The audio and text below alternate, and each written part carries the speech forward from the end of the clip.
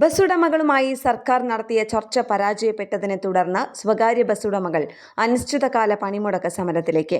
വിദ്യാർത്ഥികളുടെ ടിക്കറ്റ് നിരക്ക് വർധന ഉൾപ്പെടെ വിവിധ ആവശ്യങ്ങൾ സംസ്ഥാന സർക്കാർ അംഗീകരിക്കാത്തതിനെ തുടർന്നാണ് തീരുമാനം.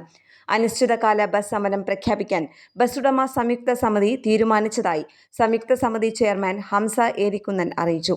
ഓഗസ്റ്റ് 1 തൃശൂരിൽ ചേരുന്ന ബസ്സുടമ സംയുക്ത സമിതി യോഗത്തിൽ വെച്ച് സമരത്തിന്റെ തീയതി നിശ്ചയിച്ച് അനിശ്ചിതകാല സമരം പ്രഖ്യാപിക്കുന്നതാണെന്നും അദ്ദേഹം വ്യക്തമാക്കി.